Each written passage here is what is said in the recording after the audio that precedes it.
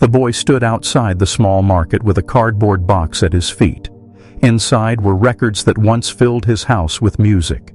Now they were quiet, dusty, and heavy with memories. He wasn't there to make a profit. He was there to buy bread.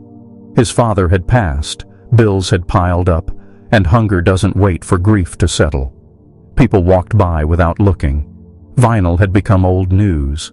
To them, these were just black circles. To the boy, they were his childhood. He held one up carefully, hoping someone would stop. The sun was hot, the street loud, and his stomach tighter than his chest. He didn't know that one record in the box carried a sound powerful enough to change his life. He didn't know that somewhere nearby, a man who helped shape rock history was about to hear something he could never forget. His father had loved music more than anything else. On good days, the house felt like a concert hall. On bad days, music was the only thing that kept the silence away. The records were stacked neatly, alphabetized, cleaned every Sunday. His father taught him how to place the needle gently, how to listen for the crackle before the song began. "That sound means life," his father used to say. After the funeral, the records stayed untouched. Selling them felt wrong, like giving away pieces of his father's voice. But hunger changes rules. The boy promised himself he would keep at least one. Just one. As he lifted record after record for strangers to see, he whispered apologies under his breath. He didn't know which record mattered most yet. Fate did. The market was a strange mix of noise and boredom. Vendors shouted prices, cars honked. Someone played pop music from a phone speaker. The boy's records didn't fit in. They were older, heavier, quieter. A man flipped through the box, frowned, and walked away. A woman asked if they worked on Bluetooth. The boy shook his head. Each rejection chipped away at his hope. He thought about going home, about skipping dinner again. Then a black car rolled slowly past. The window was down. A familiar face sat inside, older, weathered, but unmistakable to anyone who loved rock music. The boy didn't notice at first. He was staring at his shoes, wondering how much bread cost today. The car stopped. The engine stayed on. A voice called out, calm and curious. "Mind if I look?" The boy looked up. He didn't recognize the man immediately. The sunglasses, the casual clothes, the relaxed posture hid decades of fame. The boy nodded and pulled the box closer. The man crouched down, fingers moving fast through the records. His face changed. A smile flickered. Then it disappeared. He stopped at one record and froze. He didn't say anything for a moment. The market noise faded for him. This wasn't just a song. It was a memory, a feeling, a moment in time he thought he'd lost. He looked up at the boy, eyes sharp now. "Where did you get this?" he asked softly. The boy swallowed and told the truth. "It was my father's," he said. "He's gone." The man nodded slowly. He held the record like it might break if he breathed wrong. He turned it over, reading the notes, the names, the faded handwriting on the sleeve. "Your father had taste," the man said. The boy shrugged. To him, it was just home. The man asked if the record played well. The boy said yes. His father kept them clean. The man smiled again, this time wider. "Do you know what this is?" he asked. The boy shook his head. He only knew his father loved it. The man stood up and removed his sunglasses. The boy's eyes widened. He recognized him now. Mick Jagger stood there like it was the most normal thing in the world. No crowd gathered. No cameras flashed. Just a rock legend and a hungry kid in a noisy market. The boy felt dizzy. He didn't know what to say. Mick noticed and laughed gently. "Relax," he said. "I'm just a guy who loves records." He explained the song, how it was rare, how it captured a moment when everything felt possible. "I haven't seen this version in years," Mick said.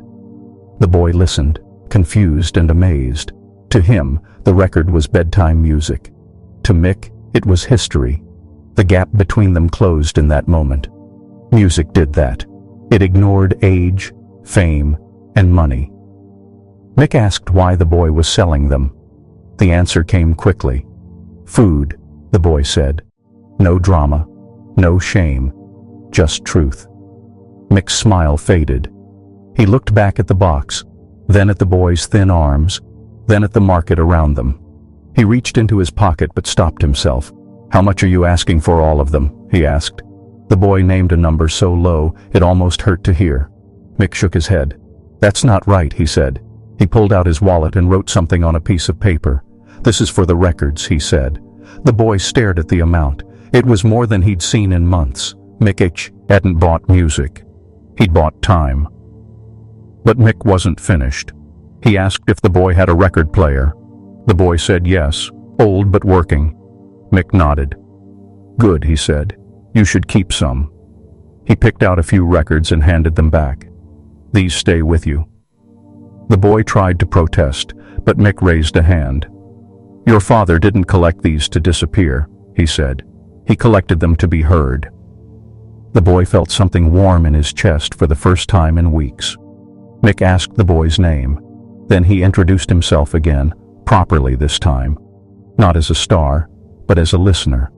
Before leaving, Mick wrote down a phone number. If you ever need help, he said, call. Then he was gone. The market returned to normal like nothing had happened. The boy sat on the curb, staring at the paper in his hand. It felt unreal. He packed up the box, lighter now but still full of meaning. He went straight to the bakery. The smell of fresh bread almost made him cry. He bought enough for days. He ate slowly, tasting every bite. For the first time since his father died, he didn't feel like the ground was falling away. At home, he placed the records Mick told him to keep back on the shelf. That night, he played one. The crackle came first. Life, just like his father said. Days passed, then weeks. The boy returned to school. He slept better. Music filled the house again. One afternoon, the phone rang. A number he didn't recognize. He answered carefully. It was Mick. He asked how the boy was doing. Really doing. The boy told him. Mick listened. Then he made an offer. Not charity. Opportunity. He knew people. Studios. Musicians. Your father raised you around music, Mick said. That matters. The boy didn't know what to think. He only knew someone had seen him, truly seen him, in the middle of a crowded street. And that changed everything. Mick arranged for the boy to visit a small studio. Nothing flashy, just a place where music was made honestly. The boy watched musicians tune instruments, argue about tempo, laugh at mistakes. It felt familiar, comfortable, like home used to feel. Mick didn't hover. He let the boy explore. Music isn't about idols, he said. It's about curiosity. The boy asked questions. He listened. He learned.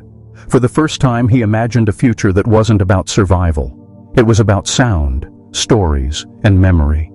His father's voice echoed in his head, proud and quiet. The boy started helping at the studio after school, cleaning, organizing cables, watching sessions. He learned how songs were built, piece by piece. Mick checked in often, but never controlled. He believed in space. The boy saved money slowly. He stopped worrying about the next meal. At night, he played his father's records and noticed new details. A drum fill. A lyric he'd never understood before. Music grew with him. It always had. He realized his father hadn't just collected records. He'd been teaching him how to listen. One evening, Mick brought the rare record back to the studio. Listen, he said. They played it on proper speakers. The room filled with warmth and grit. Mick closed his eyes. The boy watched him, understanding now. This wasn't fame. This was memory. When the song ended, Mick handed the record back. It belongs with you, he said. The boy hesitated. Mick smiled. I recognized it, he said, but you lived with it. The boy nodded, overwhelmed. He felt like a bridge between past and present.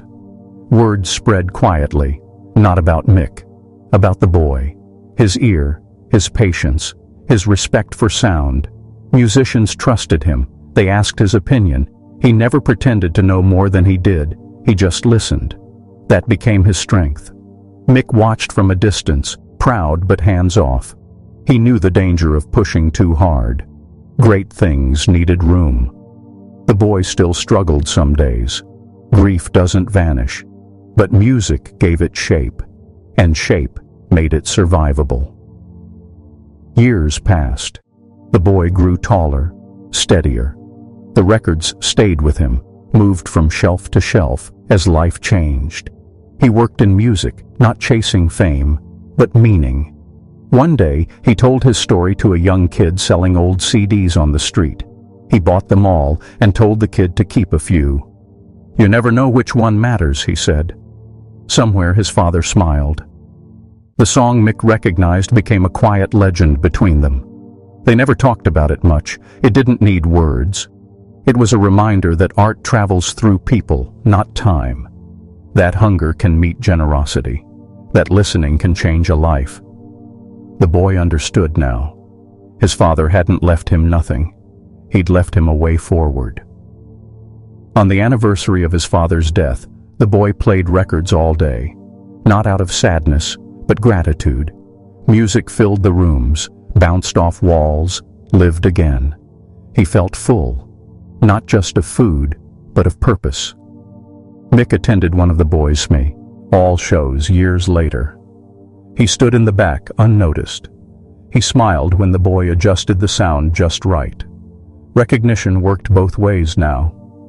The boy never sold another record for food, but he never forgot that day. The street, the box, the song, it grounded him. He told others the story when they asked how he started. He always ended the same way. Someone listened. Music continued to change, but records remained. Heavy, honest, real. The boy became a man who protected artists, especially the quiet ones. He framed the paper with Mick's number, not to call, but to remember. Every crackle still sounded like life. He taught his own children how to place a needle gently. He told them about their grandfather's taste, and about hunger and kindness, and about listening. The market still existed, louder than ever. Somewhere, another kid sold something precious, and someone else listened. That's how music survives, not in charts, but in hands and in hearts. The song still played, still recognized, still alive, still feeding someone, just like it did that day. Years later, the man found himself standing in front of the same market. It looked smaller now, louder, faster, but he remembered exactly where he had stood with that cardboard box. He closed his eyes for a moment and heard the street sounds blend into music. Life had come full circle. He didn't feel sadness there anymore, only respect. Some places shape who you become, even if you only stand there once. At home, his record collection had grown again. Not rare for money, but rare for meaning. Each record had a story. Who played it? Who loved it? Who needed it? He kept them clean, just like his father had. Every Sunday, without fail. Some habits don't need explaining. They're inheritance. One record stayed separate from the rest. The song Mick had recognized. He never played it casually, only on important days, when decisions felt heavy, when doubt crept in. The song reminded him that one moment of being seen can outweigh years of being ignored. Young musicians often asked him how to succeed. He never talked about fame. He talked about listening, about patience, about respect for the past. If you rush music, he told them, it runs away from you. They didn't always understand at first, but they remembered later. Mick and the man spoke less over time, but when they did, it felt effortless. No debt, no obligation, just shared love for sound. They both understood that the best help is the kind that doesn't trap you in gratitude.